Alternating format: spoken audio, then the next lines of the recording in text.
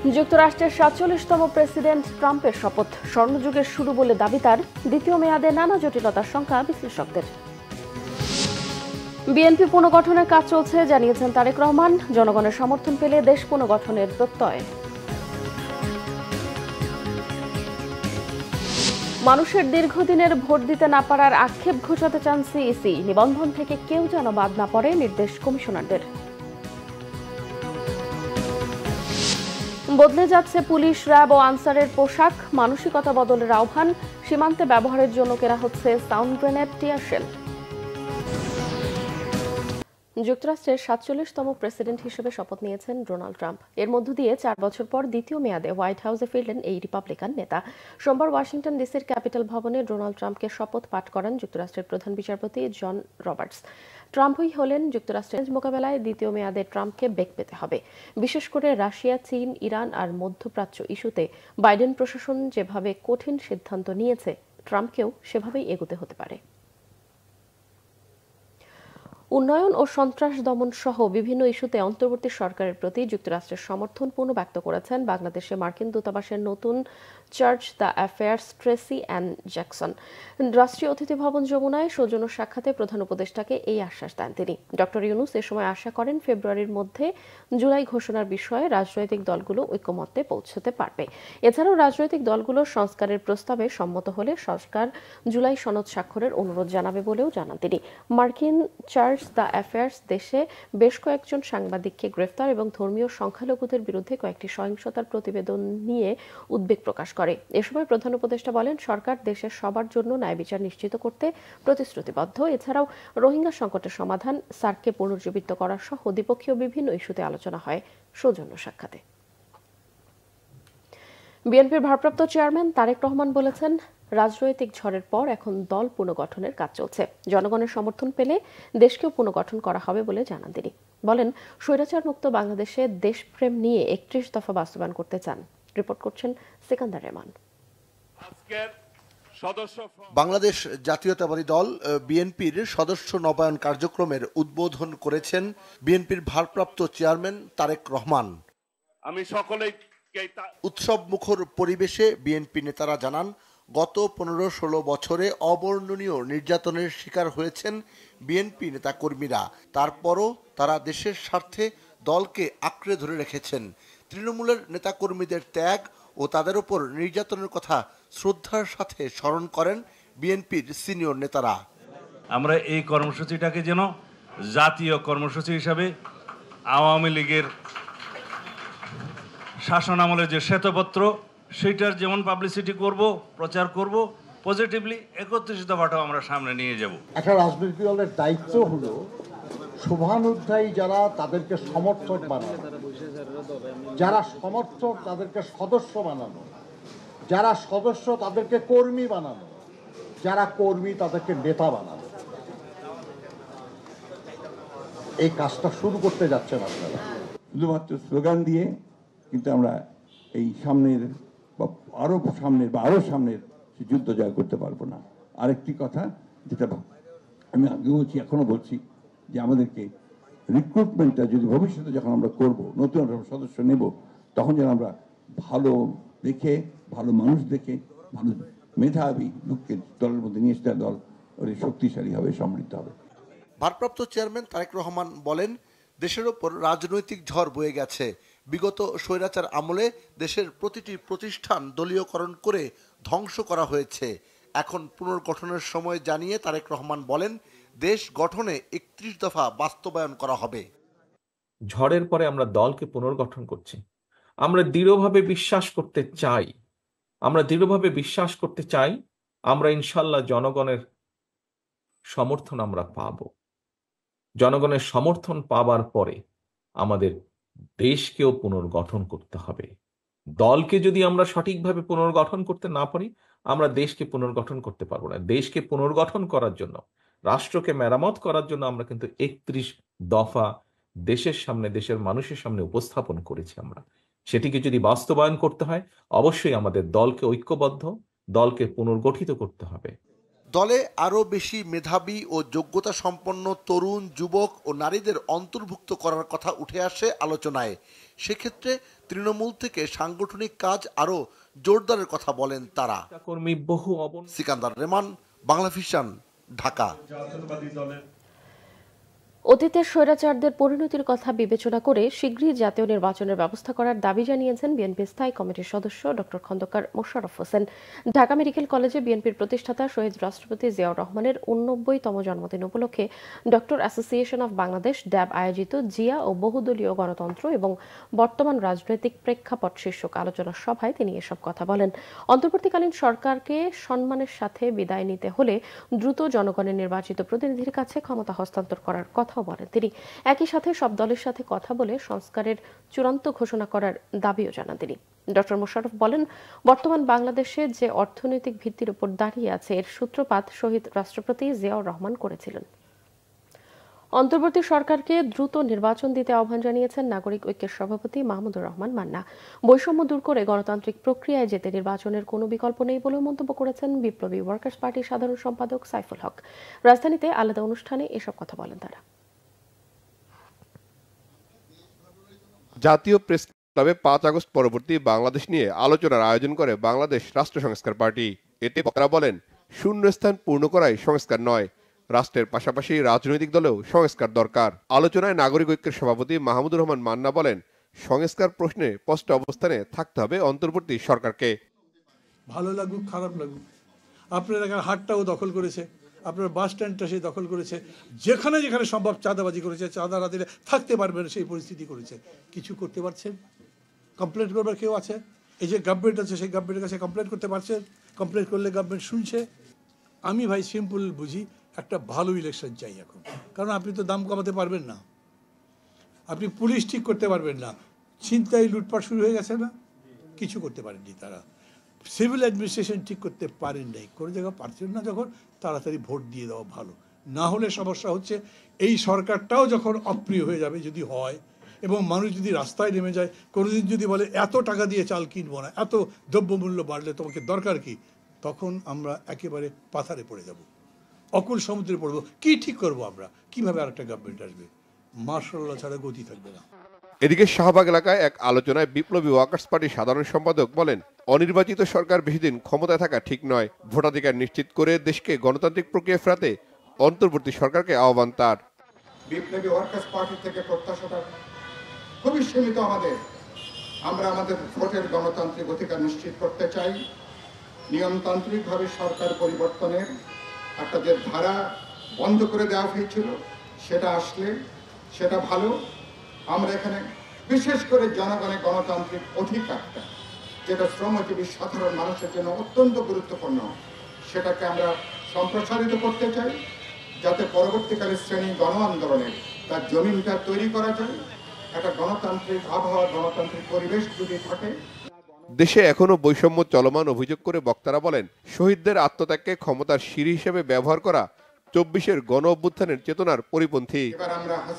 Rishan Nasrullah, Bangla Vision, Dhaka. নির্ভয়ে পছন্দের প্রার্থীকে যেদিন সাধারণ মানুষ ভোট দিতে পারবে সেদিনই ভোটাধিকার প্রতিষ্ঠিত হবে বলেছেন প্রধান নির্বাচন কমিশনার এএমএম নাসির উদ্দিন। মানুষের দীর্ঘদিনের ভোট দিতে না পারার আক্ষেপ ঘোচাতে চান তিনি, বলেন এমনটাই। রিপোর্ট করছেন এসএম ফয়েজ।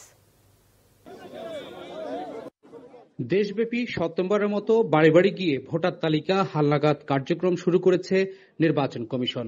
তা চলবে 3 ফেব্রুয়ারি পর্যন্ত। নিবন্ধন কেন্দ্রে বায়োমেট্রিক নিবন্ধন 5 ফেব্রুয়ারি থেকে শুরু হয়ে চলবে 11 এপ্রিল পর্যন্ত। 2008 সালের 1 জানুয়ারি বা তার আগে জন্মগ্রহণকারীদের তথ্য সংগ্রহ করা হবে।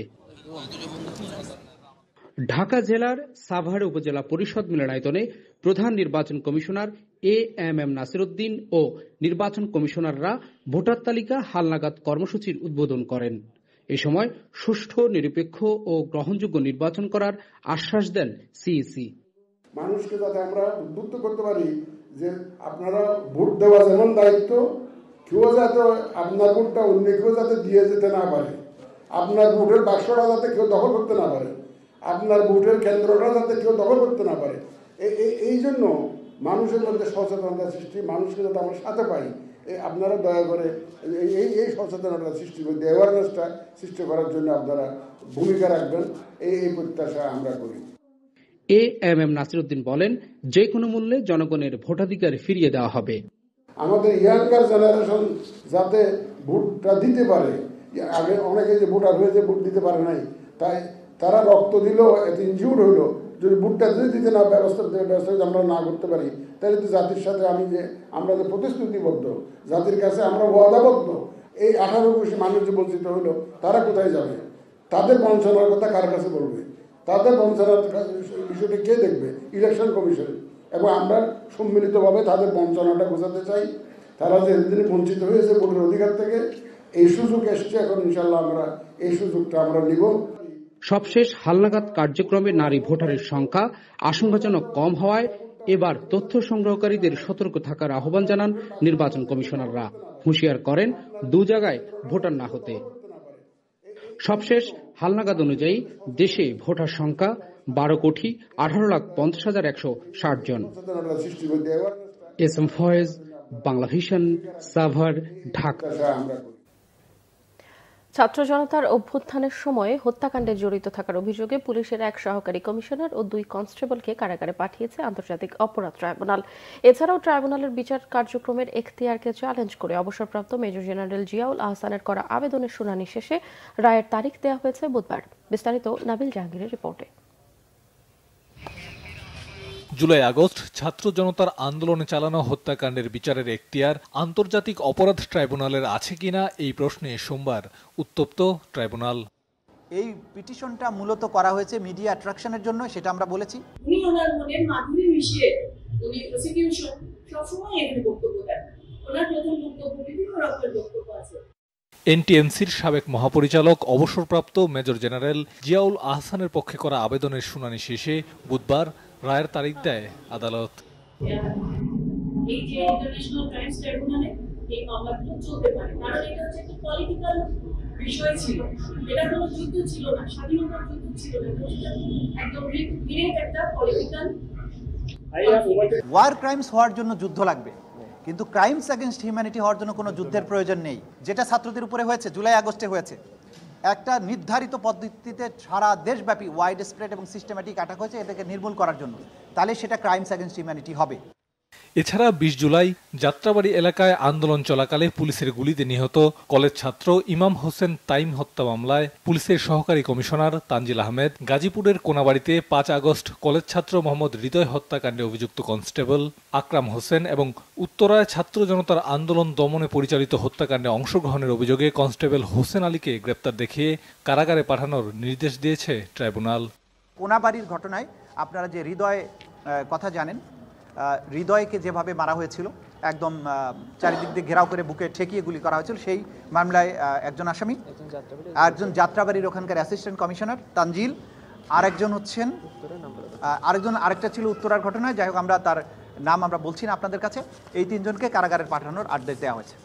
এদিন ট্রাইব্যুনালে এসে নিঃশর্ত ক্ষমা চাওয়ায় আদালত অবমাননার অভিযোগ থেকে অব্যাহতি দেওয়া হয়েছে ভুল তথ্য দিয়ে সংবাদ প্রকাশ করা এক সাংবাদিককে। Nabil Jahangir, Bangla Vision, Dhaka. Police, RAB ও আনসার বাহিনীর পোশাক পরিবর্তনের সিদ্ধান্ত নিয়েছে অন্তর্বর্তী সরকার। এরই মধ্যে নতুন ইউনিফর্মের রঙও ঠিক করা হয়েছে। সচিবালয়ে আইন শৃঙ্খলা সংক্রান্ত উপদেষ্টা পরিষদ কমিটির সভা শেষে সংবাদ সম্মেলনে এই তথ্য জানান স্বরাষ্ট্র উপদেষ্টা অবসরপ্রাপ্ত লেফটেন্যান্ট জেনারেল মোহাম্মদ জাহাঙ্গীর আলম চৌধুরী। তিনি আরও জানান, সীমান্তে বিজিবির ব্যবহারের জন্য সাউন্ড গ্রেনেড ও কাঁদানে গ্যাস কেনার সিদ্ধান্ত নিয়েছে সরকার। মুহিবুল্লাহ মুহিবের রিপোর্টে বিস্তারিত। ছাত্র জনতার অভ্যুত্থানে গত বছরের 5 আগস্ট আওয়ামী লীগ সরকারের পতনের পর পুলিশ বাহিনী সংস্কারের দাবি ওঠে। একই সঙ্গে দাবি ওঠে পুলিশের পোশাক পরিবর্তনেরও। সচিবালয়ে আইন শৃঙ্খলা সংক্রান্ত উপদেষ্টা পরিষদ কমিটির সভা শেষে স্বরাষ্ট্র উপদেষ্টা বলেন, পুলিশ, র্যাব ও আনসারের পোশাক পরিবর্তন করা হচ্ছে।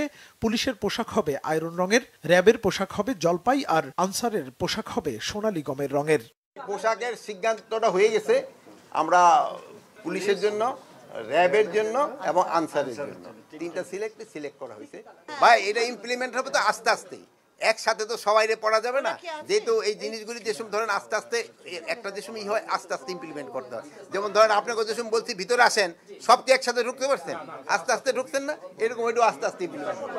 পোশাকের সাথে সাথে সব কিছু, মন মানসিকতা সব কিছুরই পরিবর্তন দেয়। তো আমি বারবার একটা বলি, আপনারা কিন্তু একটা ক্ষেত্রে হলো সবচেয়ে বেশি জোর দেবেন, এই হলো দুর্নীতি। উপদেষ্টা জানান, সাম্প্রতিক চাঁপাইনবাবগঞ্জ সীমান্তে দেখা গেছে বিএসএফ কাদারি গ্যাস ও সাউন্ড গ্রেনেড ব্যবহার করছে। বিজিবির কাছে কাদারি গ্যাস ও সাউন্ড গ্রেনেড নেই, তাদের কাছে শুধু প্রাণঘাতী অস্ত্র রয়েছে। এমন বাস্তবতায় বিজিবির জন্য কাদারি গ্যাস ও সাউন্ড গ্রেনেড কেনার সিদ্ধান্ত নিয়েছে সরকার। প্লাস আমাদের যে কতগুলি লিমিটেশন রয়ে গেছে এইগুলির ব্যাপারে আলোচনা হয়েছে। যেহেতু আপনারা জানেন যে আমাদের ইসের পরে অনেক ক্ষয়ক্ষতি হয়েছে, যেগুলি আমরা এখন পর্যন্ত কিন্তু রিপ্লেসমেন্ট করতে পারিনি। যেমন গাড়ি যেগুলি নষ্ট হয়ে গেছে আমরা এখনও রিপ্লেসমেন্ট করতে পারিনি। কিন্তু যেইগুলি নাই, যেমন ধরেন যে টিয়ার গ্যাস নিক্ষেপ করা, যে টিয়ার গ্যাস তো ওদের কাছে নাই, প্লাস আপনার ওদের কাছে তো এই যে সাউন্ড গ্রেনেড নাই। এই সাউন্ড গ্রেনেড এইগুলি কেনার জন্য ওদের আমরা পারমিশন দিয়ে দিছি, যেটা নিয়ে আপনারা দেখছেন যে চাঁপাইনবাবগঞ্জে বিএসএফ এর কাছে আছে, কিন্তু আমাদের বিজিবির কাছে নাই। বিজিবির কাছে আছে হলো সব লেথাল ওয়েপন। এগুলি আমরা এদের অনুমতি দিয়ে দিছি ক্রয় করার জন্য। বাংলাদেশে অনেকে অবৈধভাবে বসবাস করছে উল্লেখ করে স্বরাষ্ট্র উপদেষ্টা বলেন, তাদের বৈধ হওয়ার আবেদন থেকে 10 কোটি টাকা আয় করেছে সরকার। যারা অবৈধ অভিবাসীদের থাকতে সহায়তা করেছেন তাদের বিরুদ্ধে ব্যবস্থা নেওয়া হবে বলেও জানান জাহাঙ্গীর আলম চৌধুরী। সবসময় মুহিবুল্লাহ মুহিব, বাংলা ভিশন, ঢাকা। রাজনৈতিক বন্দোবস্ত করতে না পারলে আগামীতেও দেশে স্বৈরাচার তৈরি হতে পারে, তাই সংস্কার না করে নির্বাচন দেওয়ার চেষ্টা হলে ছাত্র জনতা তা রুখে দেবে। সোমবার শহীদ আসাদ দিবস উপলক্ষে জাতীয় নাগরিক কমিটি আয়োজিত গণ অভ্যুত্থান থেকে ফ্যাসিবাদী ব্যবস্থার বিলোপের রাজনৈতিক রোডম্যাপ শীর্ষক আলোচনা সভায় এসব কথা বলেন জাতীয় নাগরিক কমিটির নেতারা। রাজনৈতিক দলগুলোর হুমকি ধামকির দিকে মনোযোগ না দিয়ে অন্তর্বর্তীকালীন সরকারকে সংস্কারের দিকে মনোযোগ দেওয়ার আহ্বান জানান তারা। বলেন, যারা ছাত্রদের পরিবর্তনের রাজনীতিকে হুমকি মনে করছে তারাই সংস্কার ছাড়া নির্বাচন চাইছে। ফ্যাসিবাদী ব্যবস্থা বিলুপ্ত করতে দেশে একটি নতুন সংবিধান ও গণপরিষদ নির্বাচনের দাবিও জানান তারা। বিএনপি চেয়ারপারসন বেগম খালেদা জিয়ার সুস্থতার জন্য দোয়া চেয়েছেন বিএনপির নেতা ইঞ্জিনিয়ার ইশরাক হোসেন। বিএনপির প্রতিষ্ঠাতা শহীদ রাষ্ট্রপতি জিয়াউর রহমানের 89তম জন্মদিন উপলক্ষে মেহেরপুরের কম্বল বিতরণ কর্মসূচিতে অংশ নিয়ে সাবেক 3বারের প্রধানমন্ত্রী বেগম খালেদা জিয়ার সুস্থতার জন্য সবার কাছে দোয়া চান তিনি। একই সাথে ক্ষমতাচ্যুত প্রধানমন্ত্রী শেখ হাসিনাকে দেশে এনে বিচার করার দাবিও জানান ইঞ্জিনিয়ার ইশরাক হোসেন। এর আগে জেলার মোহাম্মদপুরের গাংনীতে ফার্স্ট চয়েস মডার্ন স্কুল, হাফিজিয়া মাদ্রাসা ও এতিমখানায় আয়োজিত নবীনবরণ অনুষ্ঠানে প্রধান অতিথি হিসেবে বক্তব্য রাখেন ইঞ্জিনিয়ার ইশরাক হোসেন। এ সময় তিনি প্রতিষ্ঠানের একটি নতুন ভবনের ভিত্তিপ্রস্তরও স্থাপন করেন। দেশনেত্রী বেগম খালেদা জিয়া অত্যন্ত অসুস্থ হয়ে বিদেশে চিকিৎসাধীন অবস্থায় যেতে পেরেছেন। এই খুনি ফ্যাসিস্ট হাসিনার পতনের পর ওনার চিকিৎসার ব্যবস্থা হয়েছে। আপনারা ওনার জন্য দোয়া করবেন যাতে উনি সুস্থ হয়ে বাংলাদেশে ফেরত এসে আমাদেরকে আবার নেতৃত্ব দিতে পারে।